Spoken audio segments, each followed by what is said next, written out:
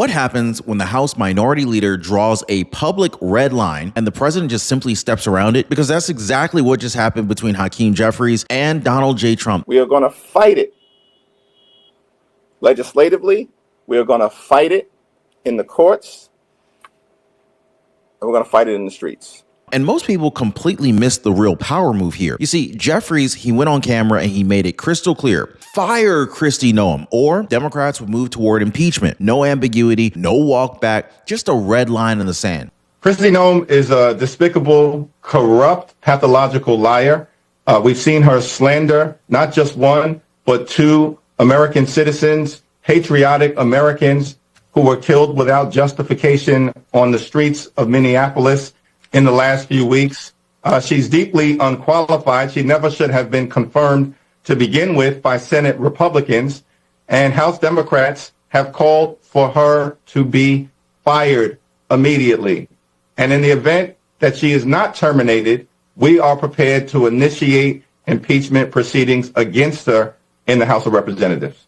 And for a moment there, it kind of felt like, that kind of threat feels heavy, especially if you watch Congress grind this country to a halt before, right? Shutdowns, standoffs, chaos. It's the same movie on repeat, and regular Americans always end up paying the price. But instead of flinching, President Trump didn't even blink. Well, the president has given no indication that he's ready to fire her or even thinking about it. And you, as I don't need to tell you, are in the minority. So how do you do that? I mean, what can you do? Have you spoken to the speaker? Do you have any sense that there are Republicans who would stand by you in an impeachment process? So while the camera stayed locked on the threat, Trump quietly worked a bipartisan government funding deal with none other than Chuck Schumer, stabilized the budget, extended the funding to the Department of Homeland Security, and even forced Congress into a corner they didn't even expect. No dramatic press conference, no counter threat, just math, timing, and leverage. And then all of a sudden, the impeachment push that was supposed to box Trump in, it started collapsing under its own weight. Leader Jeffries, do you have any regrets about the way you phrased the comment about Secretary Noem earlier today? I've been very clear as it relates. Who are you, by the way? Fox News. I've been very clear about the fact that Secretary Noem should either be fired or we will commence impeachment proceedings. What is unclear about that? That's what I've said. Well, saying she should be put on ice permanently, don't you think that doesn't... No. Go question the president about what he had to say about Ilhan Omar. Go talk to the president about the fact that he threatened the execution of 4 members of the United States House of Representatives who served this country in the military, or 2 members of the United States Senate. Don't talk to me about something where I've been very clear about what I've said, that Kristi Noem should be fired because she's out of control. And if she's not fired, we're going to commence impeachment proceedings. What's unclear about that? Well, something ambiguous about that? Well, it's just, don't you think both sides should be helping turn the temperature down a little bit? So the real question is this. Did Democrats overplay their hand? And did Trump just expose the bluff by saying yes instead of fighting back? Because once you see how this unfolded, you really can't unsee it. All right, so here's where the temperature spiked. Hakeem Jeffries, he didn't hedge. He didn't soften the language. He went straight to the cameras and issued a binary ultimatum. Fire Kristi Noem, or Democrats would pursue impeachment proceedings. Did reiterate in my conversation with Speaker Johnson that we intend to proceed with impeachment proceedings if Kristi Noem is not fired. Kristi Noem is a complete and total embarrassment. She's a disgrace. And on top of all of that, she's presided over the cold-blooded killings of American citizens. It's disgraceful. She's got to go. We are dead serious. She needs to be put on ice permanently. Well, that's not policy debate. That is escalation. And on the surface, it sounds powerful. People hear impeachment, and immediately they think crisis, paralysis, leverage, right? Because we've all lived through shutdowns before. Every time, it's regular Americans who feel the pain first. So Jeffries draws the line, assuming that the White House will feel the pressure. But here's the part that really matters. This move only works if the president panics, if the administration scrambles, if negotiations freeze. Jeffries' entire strategy depended on one thing: Donald J. Trump reacting acting emotionally instead of procedurally. And that assumption, well, unfortunately for him, it blew up in his face. And this is where everything starts to go wrong. Public impeachment threats feel strong, but in Washington, they often signal the opposite. You see, when the United States Congress actually has the votes, the process is quiet. The groundwork is laid. The numbers are locked in. You don't need a press conference for that. So when Hakeem Jeffries goes public first, pretty much reveals something important. The leverage isn't even there yet. There's no timetable. There's no clear path. There's no guarantee that the math even holds. This is why the threat had to be loud. And timing matters just as much as the numbers do. Impeachment talk only works when the country already feels like it's in free fall, when the government is grinding to a halt, when uncertainty dominates the news cycle. Without the backdrop, it starts to sound a little bit performative, kind of like a warning shot fired into empty air. And here's a telltale sign. By escalating early, Jeffries locked himself into a narrative that required chaos just to survive. Well, this appears to be a case of mistaken identity. Some TSA officers were eating dinner here. Someone thought they were ICE, and then the crowd showed up. Whistles and horns blaring of anger in Linwood. Real agent got this from ICE. A crowd of anti-ICE protesters swarming a restaurant after reports that off-duty ICE agents were inside, but law enforcement sources tell Fox 11 this may be a case of mistaken identity. The agents weren't ICE, but instead TSA officers eating dinner. ICE. LA County Sheriff's deputies called in for crowd control, eventually calming the situation. Talk to y'all about what happened? Oh, sure. Who are you guys with? We're at Channel 11. Oh, Fox? Channel 11, Fox 11, yeah. Oh, okay. We asked an organizer what happened. No comment. Oh, we just want to ask what happened. No, I know, but I just don't trust Fox. She refused to speak with us, saying it was because we're Fox. Did you guys think it was ICE? Potentially. Which meant the smartest move for the White House was to remove the chaos altogether. Now, this pattern that we're watching here in Washington, this is the exact same trap that most homeowners are stuck in. I mean, you're told that the rules are fixed. 30 years, month after month, payment after payment, no leverage, no escape, just keep on sending that check in and hoping one day it's all over, right? But that's the lie. I mean, most people don't even realize that they're not stuck with a 30-year mortgage. They're stuck with a strategy that was designed to keep them paying forever. Interest first, progress last. And the bank is perfectly fine if it takes you the full 3 decades. But here's the painful truth. If you make only the required payment, you're volunteering to stay under the burden for most of your adult life. That's not normal. That's expensive obedience. Now, I've been teaching people a simple 4-step system that flips this entire equation without refinancing, without gambling, without even turning your life upside down. Just better math, better sequencing, and control. Now, if you're tired of waking up every month knowing that mortgage payment still owns your future, click the link down below. Learn how to take years, not months, off your mortgage, because the longer you wait, the more interest you donate. So this is where the script flips. So while the headlines were still locked on impeachment threats, Donald J. Trump, he did something that completely broke the expected pattern. He ignored it. No counter threats, no angry press conference,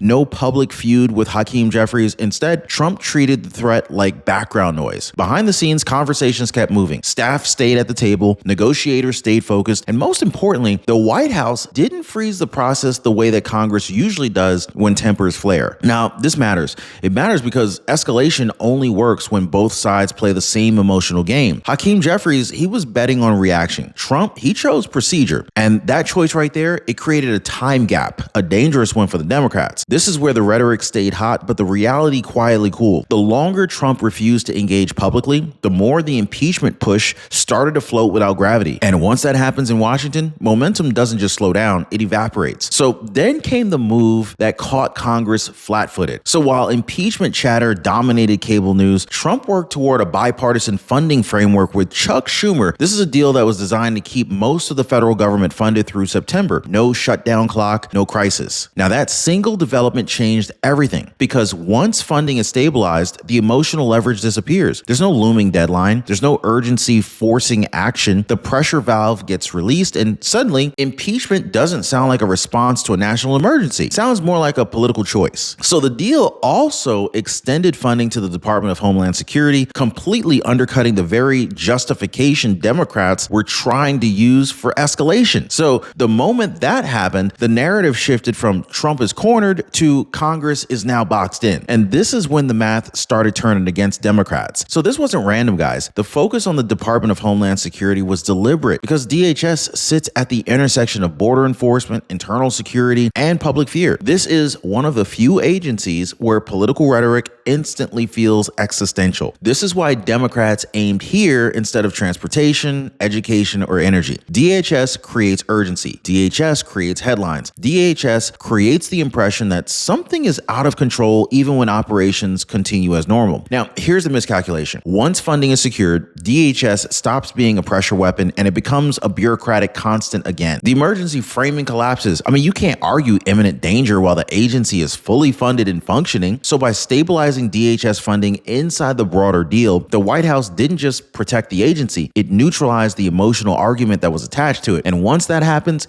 impeachment talk loses its accelerant. And this is exactly how systems trap people, not with chaos, but with complexity. Now, most people never read the fine print on their Medicare plan, and that's not an accident. Insurance companies count on it because buried in that fine print are things quietly draining your money every single year. Co-pays you didn't expect, deductibles that reset, drug coverage gaps that you didn't even know about. And this is why I partnered with Chapter. Chapter's advisors, they do what most people don't have the time or even the expertise to do. They dig through all the details, they compare plans side by side, and they translate everything into layman's terms, plain English, no tricks, no pressure, no confusion. One of our viewers said, I finally understood my plan for the first time after talking to Chapter. I realized that I had been overpaying for coverage that I didn't even use. So let me ask you, would you rather stay trapped in the fine print that you don't fully understand, or do what most people already are and let Chapter walk you through it? Now, most people, they're already dialing the phone number at the bottom of your screen right now at 909-563-8279, or they're clicking the link down below in the description of this video to go to askchapter.org/Ron right now. So this is why Kristi Noem became the focal point, not because of a single action, not because of a sudden discovery, but because removing her would signal that political pressure works. She wasn't the end goal, she was the lever. Calls to fire her weren't really about conduct, they were about authority, about whether cabinet officials can be forced out through public escalation instead of process. Now, that distinction matters. And it matters because once that door opens, every department becomes fair game for the same tactic. But when funding was extended and operations continued uninterrupted, the leverage disappeared. Without a crisis, Kristi Noem's removal stops looking corrective and it starts looking more symbolic. And symbolic fights, they don't move votes, they don't move moderates, and they definitely don't sustain impeachment momentum.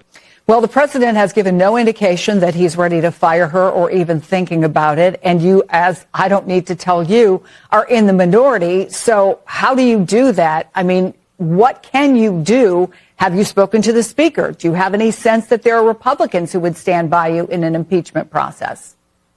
We have to build the case so that we can convince a handful of Republicans, as we have done on other issues, that the time is now to hold the Department of Homeland Security accountable for their behavior. They are conducting themselves like a paramilitary organization, as opposed to protecting the health, the safety, and the well-being of the American people. They are violently targeting American citizens and law-abiding immigrant families, and it's unacceptable, it's unconscionable, and it's un-American.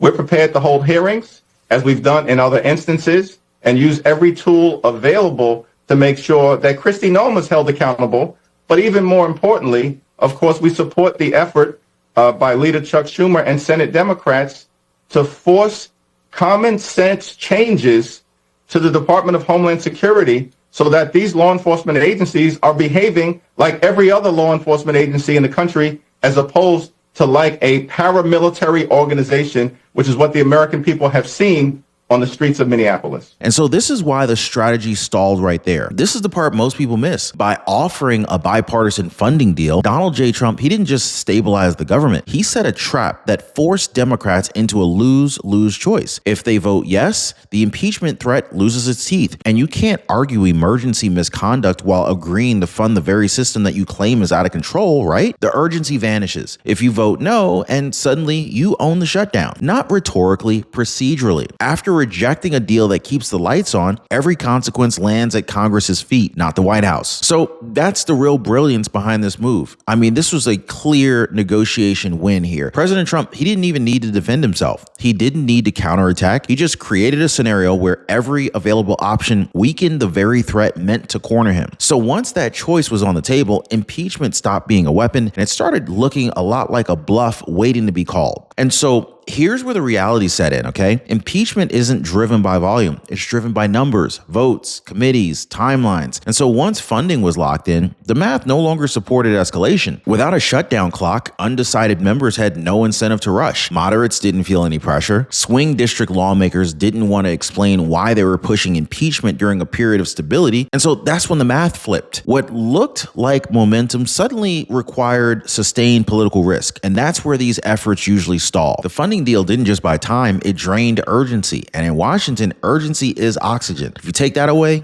even the loud threats suffocate. So by the time the dust settled, impeachment talk hadn't advanced, it stalled, quietly, procedurally, and without the drama its advocates were counting on. Once the government was funded, the story changed and Congress didn't control it anymore. The conversation stopped being about urgency and it started being about intent. That is a dangerous shift for impeachment advocates. With stability restored, impeachment talk sounded less like accountability and more like escalation for its own sake. Now, the public wasn't waking up to chaos. Agencies were open, paychecks were going out, and without visible disruption, the message just got muddy. So this is where the narrative power slipped. Instead of reacting to a crisis, people were being asked to create one. And that's a much harder sell, especially when voters are exhausted by procedural warfare. Meanwhile, the White House looked calm, predictable, in control. And when one side is shouting while the other side is governing, the contrast does the talking. At that point, impeachment stopped dominating the story, not because it was defeated, but because it was no longer feeling relevant. Here's the political reality Democrats ran into. Voters react very differently to crises than they do to process fights. A shutdown, that's tangible. Missed checks, close offices, real consequences. But a procedural impeachment push during a period of stability, that feels abstract, internal, insider-driven. So by removing the crisis, Donald J. Trump forced the argument onto terrain where Democrats historically struggle, persuading people that escalation is necessary without immediate pain. So instead of looking decisive, the move began to look miscalculated. So instead of pressure, there was fatigue. And instead of forcing Trump's hand, the effort ended up reinforcing his image as the only adult in the room. That was the backfire. The bet was on chaos. The response was order. And once that contrast is visible, it's almost impossible to reverse. So now this is where Minnesota enters the picture, not as a smoking gun, but as context. Minnesota and Ilhan Omar became a backdrop for this broader tension between rhetoric and reality. Protests, outrage, viral moments, all loud, all emotionally charged. But here's the contrast that matters. While the rhetoric escalated, federal operations, they didn't collapse. Enforcement didn't stop. The system didn't grind to a halt. That disconnect matters because it exposes just how much of the pressure campaign relied on perception rather than outcomes. So when people see anger without disruption, intensity without consequence, it starts to kind of feel a little bit detached from the results. And that's completely dangerous for any political strategy that's built on urgency. Minnesota wasn't proof of failure. It was proof that the system kept moving, which quietly undercut the argument that drastic measures were immediately necessary. So zoom out for a second, okay? What does this actually signal? First, Donald J. Trump showed that governing beats grandstanding. When confronted with escalation, he chose stabilization, and that choice completely reshaped the entire battlefield. Second, Congress revealed its limits. Threats only work when the clock is ticking. Once time is removed from the equation, leverage evaporates. And finally, the power dynamic shifted. The White House set the pace, Congress reacted, not the other way around. This doesn't mean conflict disappears, it means that the rules just changed. Future confrontations won't hinge on who shouts the loudest, but on who controls timing, math, and momentum. And that's the real takeaway, guys. I mean, like, they drew the line, Trump pulled the rug, and Congress is still trying to figure out what just happened.